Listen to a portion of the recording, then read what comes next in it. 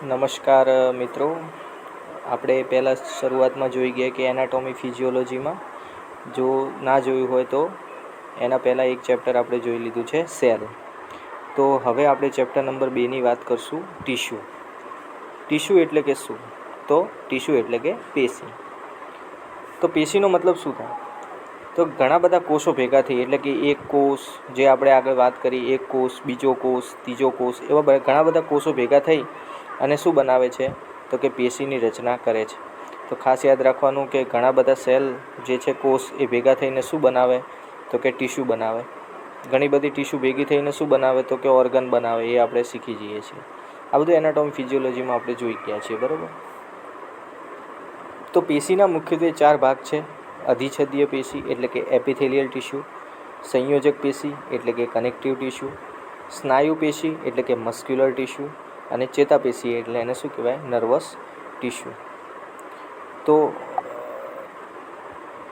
આપણે પહેલી પેશી જોઈશું અધિછેદીય પેશી એટલે કે એપિથેલિયલ ટીશ્યુ. તો આ બધા જે સ્ટ્રક્ચર દેખાય છે અંદર, એ શું છે? એપિથેલિયલ ટીશ્યુની વાત કરે છે. ચલો એના પછી તો પહેલી શરૂઆત છે એપિથેલિયલ ટીશ્યુ કે અધિછેદીય પેશી. અધિછેદીય પેશી એટલે કે એપિથેલિયલ ટીશ્યુ એ પ્રાણી શરીરના અંગોનું બાહ્ય આવરણ એટલે કે શરીરના જે ઓર્ગન્સ છે એ ઓર્ગનના બહારનું આવરણ જે છે એ અધિછેદીય પેશીનું બનેલું હોય છે. અને આંતરિક સપાટી એટલે કે અંદરની જે સપાટી છે એ પણ અધિછેદીય પેશીની બનેલી હોય છે. મુખ્યત્વે લાક્ષણિકતા શું છે એની? તો સતત સ્તર હોય એટલે કે એક પછી એક નિરંતર એના સેવા હોય, સ્તર હોય છે. એટલે કે એક ઉપર એક એનું સ્તર ગોઠવાયેલા છે. ઉપરના સ્ટ્રક્ચરમાં તમે જોઈ શકો છો કે એક સ્ટ્રક્ચર ઉપર બીજું સ્ટ્રક્ચર ગોઠવાયેલું હોય છે. તો આ પેશીના કોષો એકબીજા સાથે ચુસ્તપણે જોડાયેલા હોય છે અને એક સતત સ્તર બનાવે છે. સતત એટલે કન્ટિન્યુઅસલી શું બનાવે? સ્તર બનાવते, સ્ટ્રીટ ટાઈપ હોય એમ. આંતરકોષીય અવકાશનો અભાવ. હવે ખબર છે કે કન્ટિન્યુઅસ હોય, સ્તર હોય, કન્ટિન્યુઅસ સ્તર હોય એટલે કે સેલની વચ્ચે જે અવકાશ હોય, ઇન્ટરસેલ્યુલર સ્પેસ હોય, એ સ્પેસનો જે અવકાશ છે એ કેવો હોય? નહિવત હોય એટલે કે ઓછો હોય છે. આધારભૂત કલાની વાત કરીએ તો અધિછેદીય પેશી હંમેશા એક નિર્જીવ આધારભૂત કલા એટલે કે બેઝમેન્ટ મેમ્બ્રેન હોય છે. એટલે કે એક એનો બેઝ હોય, એના પછી ઉપર જે સેલ છે એ ઉપર ગોઠવાતા જતા હોય અને જે બને છે પેશી એને શું કહેવાય? તો એપિથેલિયલ ટીશ્યુ તરીકે ઓળખવામાં આવે છે. નીચેની સંયોજક પેશીથી અલગ પાડે છે. એટલે કે એક બેઝમેન્ટ હોય, એના પછી નીચે કઈ હોય? તો કે નીચે જોવા મળે તો એ કનેક્ટિવ ટીશ્યુ હોય એટલે કે સંયોજક પેશી. ઉપર જોવા જાઓ તો શું હોય છે? તો કે એ હોય છે આપણે સંયોજક પેશી. નીચે હોય સંયોજક પેશી, ઉપર શું હોય? તો કે એપિથેલિયલ ટીશ્યુ એટલે કે એપિથેલિયલ ટીશ્યુ જોવા મળે છે. રુધિરવાહિનીઓનો અભાવ હોય છે. આ પેશીમાં રુધિરવાહિનીઓ નહીં હોતી. એટલે કે આ બધામાં શું હોય છે? તો કે રુધિરવાહિની ના હોય. રુધિરવાહિની ના હોય તો પછી આ લોકોને પોષણ કઈ રીતે મેળવે? તો કે નીચે આવેલી જે સંયોજક પેશી છે એનાથી એ લોકો શું કરે છે? તો પોષણ મેળવતા હોય છે અને એના ઉપર નિર્ભર રહેતા હોય. એટલે કે આ પેશી કેવી છે? નિર્ભરવાળી છે. નીચે સંયોજક પેશીથી એ કેવું હોય છે? તો કે નિર્ભર છે એના ઉપર. ચલો નેક્સ્ટ.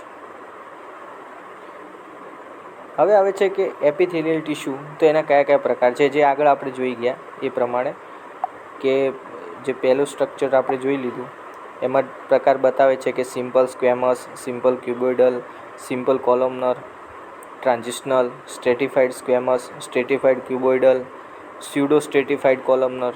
તો આ બધા શું છે? એપિથેલિયલ ટીશ્યુના પ્રકાર છે. ચલો, અધિછેદીય પેશીના પ્રકાર. Types of epithelial tissue.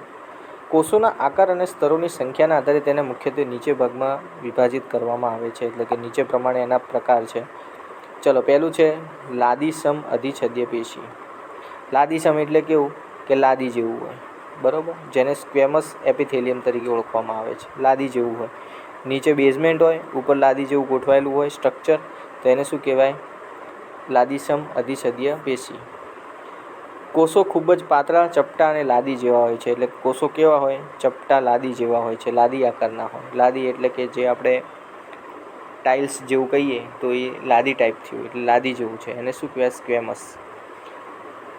રુધિરવાહિનીઓ, ફેફસા, વાયુકોષ્ઠો અને મોંના સ્તરમાં આ ટીશ્યુ આવેલું છે. તો કઈ જગ્યાએ આવેલી છે લાદીસમ? તો મોંનું સ્તર જે મોઢામાં છે, મુખમાં આવેલું હોય છે. વાયુકોષ્ઠો પછી ફેફસાના વાયુકોષ્ઠમાં અને રુધિરવાહિનીઓમાં આ ટીસ્યુ આવેલા હોય છે. ચલો એના પછી ઘનાકાર અધિછેદ્ય પેશી. ઘનાકાર એટલે કે ક્યુબ ટાઈપ, ક્યુબ એટલે કે ચોરસ, આ રીતે એક પછી એક. તો આ જે છે એ શું છે? તો સિમ્પલ ક્યુબોઇડલ. સિમ્પલ એટલે કે સાદી. આના ઉપર ગોઠવી દઈએ આમ તો આને શું કહેવાય? સ્ટ્રેટિફાઈડ ક્યુબોઇડલ. સ્ટ્રેટિફાઈડ એટલે કે એક પછી એક ઉપર સ્તર બનાવતું જાય. આને કહેવાય ઘનાકાર અધિછેદ્ય પેશી. કોષો લંબાઈ અને પહોળાઈમાં સમાન એટલે કે ઘન આકારના હોય. લાળ ગ્રંથિની નલિકા અને મૂત્રપિંડ નલિકાની અંદર આ ઘનાકાર અધિછેદ્ય પેશી આવેલી હોય છે. તો કઈ લાળ ગ્રંથિ અને મૂત્રપિંડ નલિકામાં આ ઘનાકાર અધિછેદ્ય પેશી આવેલી હોય છે. પછી આવે છે સ્તંભાકાર. સ્તંભ એટલે કે સ્તંભના આકારને આ રીતે સ્તંભ હોય. જેમ ક્યુબના શેપમાં ચોરસ હોય એમ આ સ્તંભાકારમાં સ્તંભ આકારને એટલે લંબચોરસ ટાઈપ હોય. કોષો થાંભલા જેવા લાંબા હોય છે, જેને શું કહેવાય? કોલમ બનાવેલું એટલે કોલમનર ટીસ્યુ તરીકે ઓળખવામાં આવે છે. કોલમનર એપિથેલિયમ. જે આંતરડાના અંદરના સ્તરમાં એટલે કે જ્યાં શોષણ અને સ્ત્રાવ થાય છે, તો કે આંતરડામાં કયા કોષો આવેલા હોય છે? તો કે સ્તંભાકાર કોષો આવેલા હોય છે. ચાલો એના પછી સ્ટ્રેટિફાઈડ સ્ક્વેમસ. સ્ટ્રેટિફાઈડ સ્ક્વેમસ એટલે મેં તમને કીધું એક પછી એક ઉપર. આ બધા જ ઉપર જે આપેલા છે એ સિમ્પલ છે, અને સ્ટ્રેટિફાઈડ એટલે કે એક પછી એક સ્ટ્રક્ચર ઉપર બનેલું હોય એને સ્ટ્રેટિફાઈડ તરીકે ઓળખવામાં. લાદીસમ કોષોના અનેક સ્તરો એકબીજા પર ગોઠવાયેલા હોય. મેં તમને કીધું કે લાદીસમના એક પછી એક સ્તરો કેવા હોય? ગોઠવાયેલા હોય. તો એને શું કહેવાય? જેમ આમાં તમે જોઈ શકો છો કે આ જે છે એ શું છે? સિમ્પલ સ્ક્વેમસ એટલે કે લાદીસમ પેશી, અને આ ઉપર નીચે જેવો છે એ સ્ટ્રેટિફાઈડ સ્ક્વેમસ છે. એટલે કે કેવી છે? સ્ટ્રેટિફાઈડ છે. સ્ટ્રેટિફાઈડ એટલે કે એક પછી એક સ્તર એના ગોઠવેલા હોય છે. તો આ જે સ્ટ્રેટિફાઈડ ને ઓલું સિમ્પલ. ચલો એના પછી લાદીસમ કોષોના એક સ્તરો એકબીજા પર કેવા હોય? તો કે ગોઠવાયેલા હોય છે. એક પછી એક કેવા હોય? ગોઠવાયેલા જોવા મળે છે.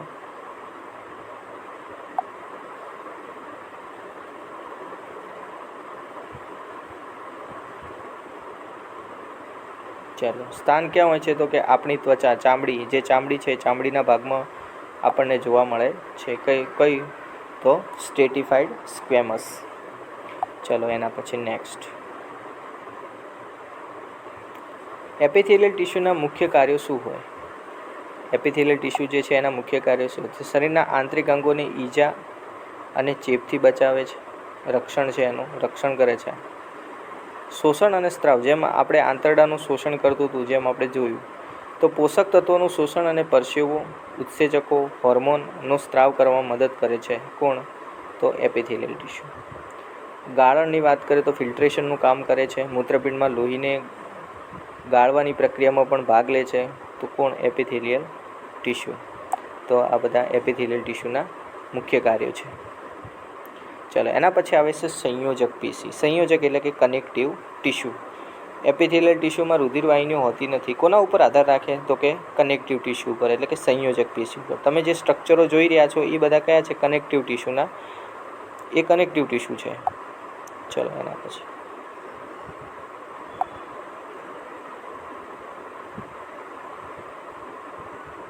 સંયોજક પેશી એટલે કે કનેક્ટિવ ટીસ્યુ. સંયોજક પેશી એટલે કે કનેક્ટિવ ટીસ્યુ શું છે? એ શરીરના વિવિધ અંગો અને એટલે કે વિવિધ અંગ અને પેશીઓને એકબીજા સાથે જોડવાનું અને આધાર આપવાનું કામ અને તેમજ તેમને સાથે જાળવી રાખવાનું કાર્ય કરે છે. કોણ? Connective tissue. મુખ્ય લાક્ષણિકતાઓ શું છે? કોષો અને આંતરકોષીય દ્રવ્ય. આ પેશીના કોષો એકબીજાથી છૂટાછવાયા હોય છે. જેમ ઓલામાં કેવા હતા? ચોટેલા હતા. આમાં કેવા હોય? છૂટાછવાયેલા, એકથી અલગ અલગ હોય. અને આંતરકોષીય આધારક દ્રવ્ય એટલે કે મેટ્રિક્સ જોવા મળે છે. મેં તમને પહેલાં પણ કીધું કે જે લાદીસમ જે આપણે એપિથેલિયલ ટીસ્યુ જોયા એની અંદર કેવા હતા? તો કે વચ્ચે સ્પેસ જોવા મળતી ન હતી. તો વચ્ચે સ્પેસ જોવા ન મળે તો હવે એની અંદર શું કે સ્પેસ જોવા મળતી નથી, બરાબર? એટલે એની જે આંતરકોષીય ઇન્ટરસેલ્યુલર જે કોન્સેપ્ટ હતો એ કેવો હતો? એકદમ નહિવત હતો. હવે આની અંદર કેવું હોય તો કે વચ્ચે જગ્યા છે, તો વચ્ચે જગ્યા હોય તો વચ્ચે કેવું હોય? એક દ્રવ્ય પ્રકારનું હોય. તો આ બંને કોષોને જાળવી રાખવાનું એક આંતરકોષીય આધારક દ્રવ્ય હોય એને શું કહેવાય? મેટ્રિક્સ કહેવામાં આવે છે. આધારક દ્રવ્ય એટલે કે આ આધારક દ્રવ્ય જેલી જેવું પ્રવાહી, ઘટ્ટ અથવા કઠણ અસ્થિની જેમ એટલે કે હાડકાની જેમ હોઈ શકે છે. બરાબર. તો વચ્ચે પ્રવાહી હોય છે એ કેવું હોય, જે પ્રવાહી ઘટ્ટ અથવા કઠણ હોઈ શકે છે. બંને વચ્ચે કેવું આમ લ્યુબ્રિકેન્ટ જેવું કામ કરે, બે સેલ વચ્ચે. ચલો એના પછી કનેક્ટિવ ટિશ્યુની અંદર સંયોજક પેશીના મુખ્ય પ્રકારો. તો પહેલું છે રુધિર. તો પ્રશ્ન પૂછાય કે રુધિર શું છે, તો it is fluid connective tissue. કેવું છે? Fluid connective tissue. Fluid connective tissue એટલે કે રુધિર એ પ્રવાહી સંયોજક પેશી છે. પહેલો જ પ્રશ્ન પૂછાય, ઇમ્પોર્ટેન્ટ છે. પ્રવાહી સંયોજક પેશી કોને કહેવામાં આવે? તો રુધિર. તેમાં રુધિર રસ એટલે કે પ્લાઝમા નામનું પ્રવાહી આધારક દ્રવ્ય હોય છે, જેમાં રક્તકણો આરબીસી હોય, શ્વેતકણો ડબ્લ્યુબીસી હોય અને ત્રાકકણો એટલે કે પ્લેટલેટ હોય છે.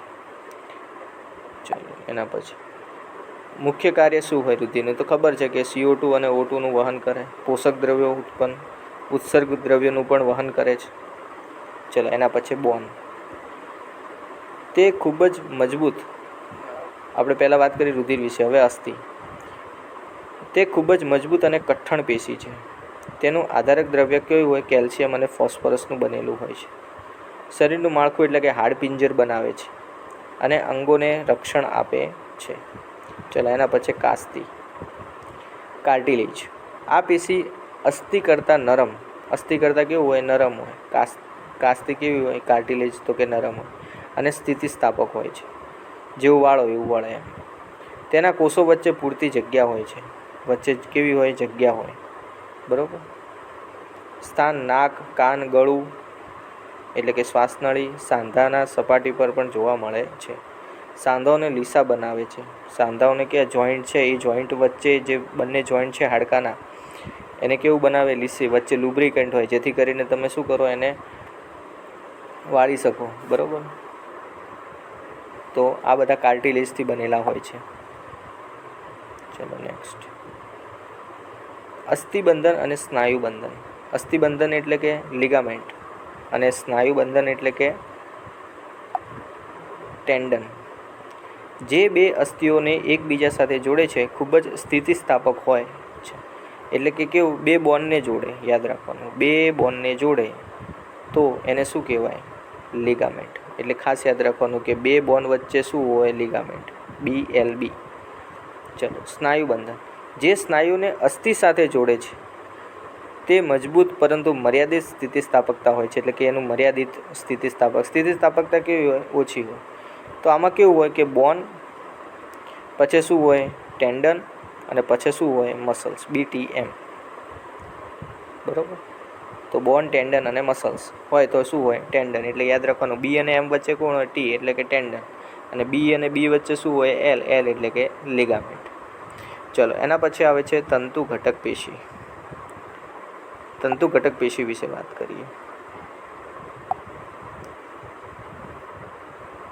ત્વચા અને સ્નાયુઓ વચ્ચે એટલે કે ત્વચા અને સ્નાયુઓ વચ્ચે રુધિર વાહિનીઓની આસપાસ શું આવેલા હોય છે? એરિયોલર ટિશ્યુ. એરિયોલર ટિશ્યુ એટલે કેવા? તંતુ ઘટક પેશી એટલે કેવા? જે રસાંકુરો કહેવાય ને, એરિયોલર જેવા નાના નાના કણ જેવા, એ ત્વચા અને સ્નાયુની વચ્ચે આવેલા હોય, રુધિર વાહિનીઓની આસપાસ આવેલા હોય છે. અંગોની અંદરની ખાલી જગ્યા ભરે છે અને પેશીઓની સમારકામમાં પણ મદદ કરે છે. ખાલી જગ્યા ભરે અને સમારકામમાં શું કરે? મદદ કરે. ચલો હવે આવે છે એડિપોસ ટિશ્યુ. આ પેશી ચરબીના સંગ્રહ માટે જાણીતી છે. ચરબીના સંગ્રહ માટે જાણીતી પેશી કઈ છે? તો કે એડિપોસ ટિશ્યુ. તેના કોષો ચરબીના ગોલકોથી ભરેલા હોય છે. સ્થાન ત્વચાની નીચે અને આંતરિક અંગોની વચ્ચે પણ આવેલા હોય છે. એડિપોસ ટિશ્યુ. તે ઉષ્મા નિયમન એટલે કે શરીરની ગરમી જાળવી રાખે છે અને આંચકા સામે પણ શું આપે છે? રક્ષણ આપે છે. એટલે કે ફેટી ટિશ્યુ, એડિપોસ ટિશ્યુ. બરાબર. ચલો એના પછી ટૂંકમાં એના કાર્યોની વિશે વાત કરીએ આપણે. તો શરીરના અંગોને આધાર આપવો એ એનું ફંક્શન છે. વિવિધ અંગોને જોડવાનું કામ કરે છે. પોષક તત્વો અને વાયુનું પણ વહન કરે છે. રક્ષણ અને ચરબીનો સંગ્રહ કરવાનું કામ કરે છે. કોણ? સંયોજક પેશી. એના પછી હવે આવે છે સ્નાયુ પેશી. સ્નાયુ પેશી તો આમાં તમે જોઈ શકો કે સ્નાયુ એટલે કે મસલ્સ. યાદ રાખવાનું, મસલ્સનો સૌથી નાનામાં નાનો એકમ એટલે સેક્રોમિયર. યાદ રાખવાનું, આ જે છે એ સેક્રોમિયર છે. આ જે અંગ દેખાય છે આ બધા સેક્રોમિયર છે. જેમ આપણે વાત કરીએ કે આપણા શરીરનો સૌથી નાનામાં નાનો અંગ કયો તો કે સેલ, બરાબર. એવી જ રીતે મસલ્સ ટિશ્યુનો સૌથી નાનામાં નાનો એકમ કયો તો શું આવશે? સેક્રોમિયર. તો આ એક સેક્રોમિયરનું સ્ટ્રક્ચર આપણને આપેલું છે અને આપણે મસલ્સ ટિશ્યુની વાત કરવાના છીએ. ચલો, મસ્ક્યુલર ટિશ્યુ. સ્નાયુ પેશી એ શરીરના હલનચલન એટલે કે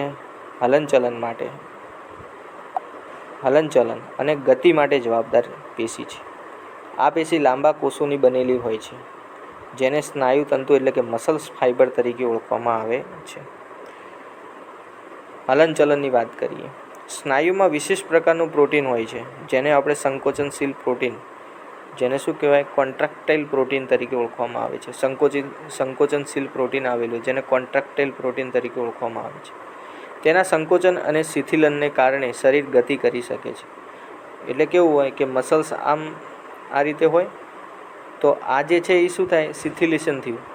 જ્યારે પછી મૂવમેન્ટ કરો એટલે શું થાય? એને સંકોચન થયું કે એટલે મસલ્સ કેવું થાય? એક વખત સંકોચન થાય ને એક વખત શિથિલેશન એટલે કે જાડાઈ પણ ધારણ કરે છે. સ્નાયુ પેશી કાર્ય કરવા માટે મોટા પ્રમાણમાં ઉર્જાનો ઉપયોગ કરે છે. એટલે કે શેનો ઉપયોગ કરે? એનર્જીનો ઉપયોગ કરે, પ્રોટીનનો ઉપયોગ કરે. અને કયું પ્રોટીન હોય છે? તો અહીંયા કોન્ટ્રાક્ટાઇલ પ્રોટીન આવેલું હોય છે.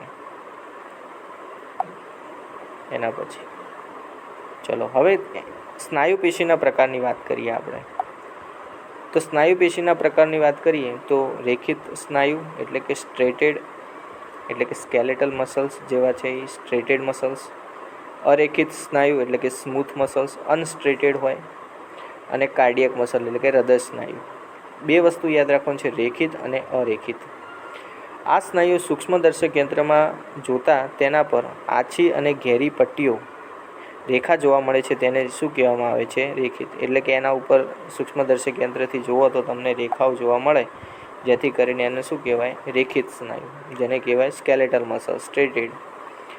આ સ્નાયુઓ આપણી ઈચ્છા શક્તિ મુજબ કાર્ય કરે છે, જેથી તેને ઐચ્છિક સ્નાયુ તરીકે પણ ઓળખવામાં આવે છે. એટલે કે આપણે ધારીએ એમ આપણે એની મૂવમેન્ટ કરાવી શકીએ. સ્થાન આપણે વાત કરીએ તો કે હાડકામાં કંકાલ સાથે જોડાયેલા હોય છે. દાખલા તરીકે હાથ અને પગના સ્નાયુ. રચના કોષો લાંબા, નળાકાર, અશાખિત અને બહુકોષ કેન્દ્રીય આવેલા હોય છે. ચલો એના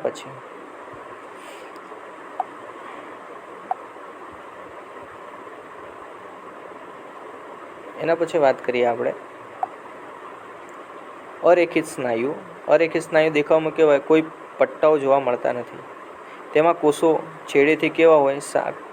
સાંકડા એટલે કે ત્રાકાકાર સ્વરૂપના હોય છે, સાંકડા હોય છે. ઓલામાં કેવું હોય તો કે તમે સૂક્ષ્મદર્શક યંત્રથી જુઓ તો તમને આ રીતે લાઈન જોવા મળે, તો એને શું કહેવાય? રેખિત સ્નાયુ. આની અંદર કોઈ લાઈન જોવા નથી મળતી, પણ છેવડે તમે કોષના જોશો તો એની અંદર કેવો જોવા મળે? તો કે સાંકડું જોવા મળે છે, જેને આપણે શું કહેવામાં છે? અરેખિત સ્નાયુ. આ સ્નાયુઓ આપણી ઈચ્છા મુજબ કામ કરતા નથી, તેને શું કહેવાય? અનૈચ્છિક સ્નાયુ તરીકે ઓળખવામાં આવે છે. એટલે કે આને શું કહેવાય? આપણે વોલન્ટરી મસલ્સ, અને આને શું કહેવાય? ઇનવોલન્ટરી મસલ્સ. ઇનવોલન્ટરી એટલે કે શું? આપણે એને મૂવમેન્ટ કરાવી શકતા નથી. અન્નનળી, રુધિરવાહિની, મૂત્રાશય, આંખની કીકી આ બધા શું છે? એના સ્થાન છે. કઈ જગ્યાએ? અરેખિત સ્નાયુના.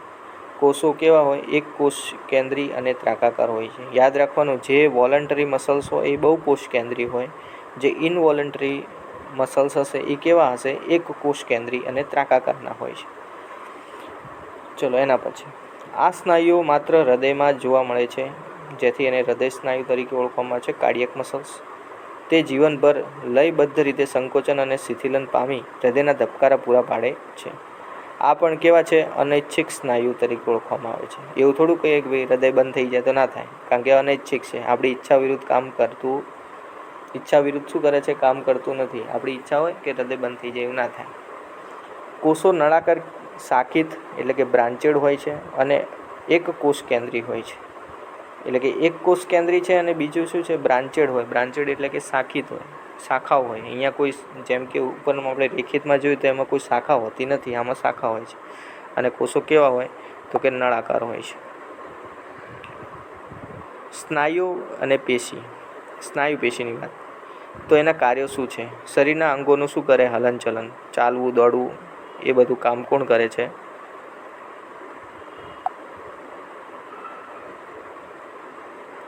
ચાલવું, દોડવું, આ બધું કામ એ કરતા હોય છે. ચલો, શરીરની અંદર ખોરાક અને લોહીનું વહન પણ કરે છે. શરીરને ચોક્કસ આકાર અને મજબૂત આપે છે, મજબૂતી પણ આપે છે, આકાર અને મજબૂતી. હૃદયના ધબકારા, રુધિરનું પમ્પિંગ પણ કરે છે. બરાબર. તો હલનચલન કરે, શરીરનું અંદર ખોરાક અને લોહીનું વહન બી કરે, આકાર અને મજબૂતી પણ આપે, હૃદયનું પમ્પિંગ બી કરે. તો આ બધું કાર્ય કોનું છે? સ્નાયુ પેશીને. ચલો, એના પછી ચેતાપેશી. ચેતાપેશી એટલે કે નર્વસ ટિશ્યુ. આ છે નર્વસ ટિશ્યુ. નર્વસ ટિશ્યુની આપણે આકૃતિ જોઈ શકીએ છીએ. નર્વસ ટિશ્યુને બધા આકૃતિ છે. ચલો, એના પછી ચેતાપેશી. ચેતાપેશી એ માનવ શરીરની અત્યંત મહત્ત્વની પેશી છે, જે ચેતાતંત્ર એટલે કે નર્વસ સિસ્ટમનો મુખ્ય ભાગ બનાવે છે. નર્વસ સિસ્ટમમાં આવેલી હોય એટલે એને શું કહેવાય? નર્વસ સિસ્ટમથી આવેલી છે. તે ગુજરાતીમાં મુખ્યત્વે આપણે ચેતાપેશી તરીકે ઓળખવામાં આવે છે. ચેતાપેશીની મૂળભૂત માહિતી આપણે વાત કરીએ તો સ્થાન. ચેતાપેશીનું મગજ એટલે કે બ્રેઇનમાં હોય, સ્પાઇનલ કોર્ડમાં હોય અને શરીરના ફેલાયેલા બધા જ ચેતાઓ એટલે કે નર્વસમાં પણ જોવા મળે છે. મુખ્ય કોષો. તે મુખ્યત્વે ચેતાકોષો એટલે કે નર્વસ દ્વારા બનેલી હોય છે. શેના બનેલા હોય છે? નર્વસ ચેતાકોષ દ્વારા બનેલા હોય છે, જે શરીરના સંદેશા વાહક તરીકે પણ કામ કરે છે. આ પેશીના કોષો ખૂબ જ ઝડપથી ઉત્તેજિત થાય છે અને આ ઉત્તેજનાને વીજ આવેગ સ્વરૂપ આખા શરીરમાં એક જગ્યાએથી બીજી જગ્યાએ અત્યંત ત્વરિત પહોંચાડે છે. બરાબર. ચેતાકોષમાં આપણે વાત કરીએ તો કે ઉર્મી વેગનું વહન થાય છે. બરાબર. એક્શન પોટેન્શિયલ કહેવાય, એ આની અંદર જોવા મળે છે, જેથી કરીને વીજ આવેગનું સ્વરૂપ અહીંયા ઉત્તેજના વધારે કાર્યરત હોય છે. એના પછી મુખ્ય ભાગોની વાત કરીએ ચેતાકોષમાં, તો દરેક ચેતાકોષ નીચે મુજબના મુખ્ય ભાગ ધરાવે છે, જેને કહેવાય સેલ બોડી. તો સેલ બોડી પછી અક્ષતંતુ એટલે કે એક્ઝોન. આ જે છે એ એક્ઝોન છે. બરાબર. અને શિખાતંતુ એટલે કે આને શું કહેવામાં આવે છે? ડેન્ડ્રિટ્સ તરીકે ઓળખવામાં આવે છે. ડેન્ડ્રિટ્સની અંદર સ્ટ્રક્ચરના અંદર એક આવેલો છે ન્યુક્લિયસ. જેમ સેલની અંદર ન્યુક્લિયસ હોય તો આની અંદર પણ એક શું હોય છે? ન્યુક્લિયસ હોય છે. આ બધું સેલ બોડીની અંદર હોય. યાદ રાખવાનું કઈ રીતે હોય તો આ રીતે સ્ટ્રક્ચર બનેલું હોય. બરાબર. પછી અહીંથી આ રીતે સ્ટ્રક્ચર બનેલું હોય, આ રીતે. તો અહીંયા જે અંદર છે એ શું હોય? તો આ બધું સેલ બોડી છે અને આ ઉપર જે આપ દેખાય છે એ બધા ડેન્ડ્રિટ્સ જોવા મળે છે. બરાબર. શિખાતંતુઓ તરીકે ઓળખવામાં, આ બધી શિખાતંતુઓ કહેવાય. પછી અંદર જે આવેલું છે એને શું કહેવાય? Cell body. અને અંદરની અંદર જે આવેલું છે એને શું કહેવાય? ન્યુક્લિયસ તરીકે ઓળખવામાં આવે છે. બરાબર. તો આ રીતે સ્ટ્રક્ચર હોય છે કોનું? નર્વસ ટિશ્યુ, નર્વસ સેલ્સનું, ચેતાકોષનું. જે કોષ મુખ્ય ભાગ છે તેમાં કોષ કેન્દ્ર આવેલું હોય છે સેલ બોડીની અંદર. જે કોષકાયમાંથી નીકળતો લાંબો તંતુ એટલે કે આ જે લાંબો તંતુ દેખાય છે અને તે સંદેશાને આગળ મોકલે છે એને એક્ઝોન કહેવામાં આવે છે. જે નાની શાખાઓ જેવી રચનાઓ કરે છે એટલે કે પાછી નાની શાખાઓ જેવી રચના કરે અને તે અન્ય કોષો પાસે સંદેશો મેળવે છે. આ બધા સંદેશો શું કરે? મેળવે. અને આ લોકો સંદેશો શું કરે? લઈ જાય. બરાબર. તો આ ડેન્ડ્રિટ્સ શું છે? તો એ અન્ય કોષો પાસેથી આવેલો જે સંદેશો છે એ શું કરે? ગ્રહણ કરે છે, મેળવે છે. પછી એક્ઝોનથી પાછો મોકલી બીજો કોઈ ચેતાકોષનો ડેન્ડ્રિટ્સ હોય એને સ્વીકારે સંદેશો, એ રીતે હોય. ચલો, એના પછી ચેતાપેશીના મુખ્ય બે પ્રકારો છે. ચેતાકોષ એટલે કે ન્યુરોન્સ અને ન્યુરોગ્લિયા એટલે કે ગ્લિયલ સેલ્સ. જે માહિતીના વહન અને પ્રક્રિયા માટે જવાબદાર છે, જેને ન્યુરોન તરીકે ઓળખવામાં આવે છે. આ કોષો સંદેશા વહન કરતા નથી, પરંતુ તે ચેતાકોષને આધાર, પોષણ અને રક્ષણ પૂરું પાડે છે. બરાબર, આધાર પૂરું પાડે, પોષણ પૂરું પાડે, રક્ષણ પૂરું પાડે છે. ચલો, થેન્ક યુ વેરી મચ. હવે આપણે મળશું બીજા એક નવા ચેપ્ટર સાથે. Thank you.